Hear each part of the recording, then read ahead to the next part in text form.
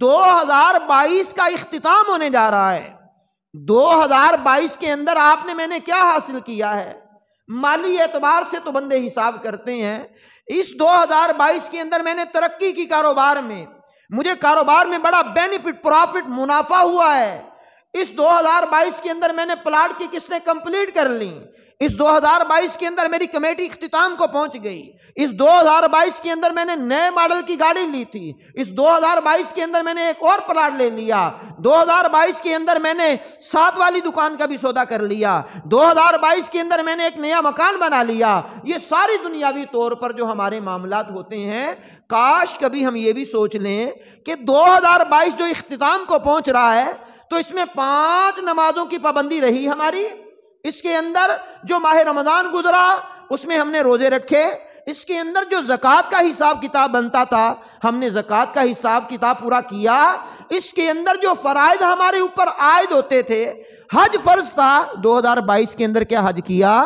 اگر 2022 کے اندر جو اعمال ہم نے کیے مبارک ہو، اچھی بات ہے، سجدہ شکر ادا کیجئے کہ سال کے اندر آپ نے اچھے کام کیے، نمازوں کی پابندی کے ساتھ دیگر نیکیاں بھی کی ہیں۔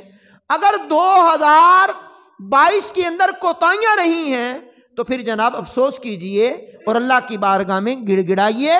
2022 نقصان میں چلا گیا ہمارا، لاس میں چلا گیا ہمارا، تو پھر آئندہ 2023 کا پلان کیجئے، 2023 کے اہداف مقرر کیجئے۔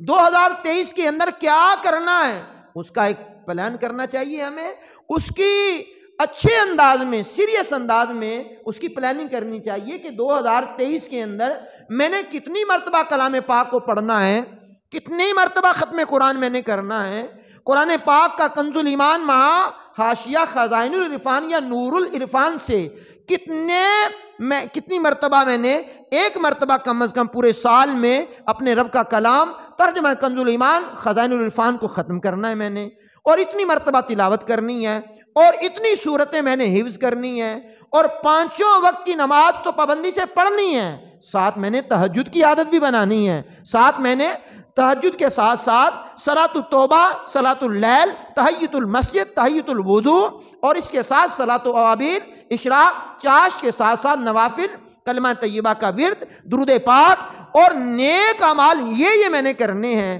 جس طرح ہم دنیاوی طور پر لکھ لیتے ہیں تو یہ نیتیں بھی ہمیں نئے سال کے اندر لکھنی چاہیے کہ یہ کام میرے 2022 میں رہ گئے تھے اور ان کاموں کو میں نے کرنا ہے۔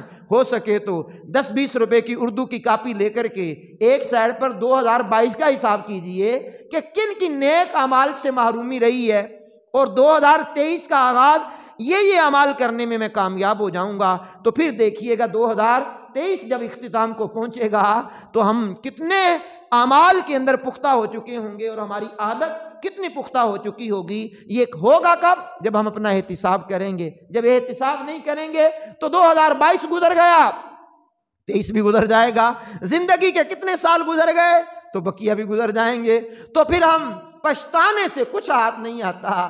جن لوگوں نے 2022 کے اندر دینی یا دنیاوی معاملات میں ترقیاں کی ہیں ان کو مبارکباد ہو، اور جن لوگوں نے بالکل لاس میں سال گزار دیا ان کے لیے لمحہ فکریہ ہے۔ اتوار کو یہ 2023 شروع ہونے جا رہا ہے، آج 30 دسمبر ہے 2022، یوں سمجھیے 2022 کا یہ اختتامی آخری جمعہ ہے، پھر 2023 میں ہم داخل ہو جائیں گے۔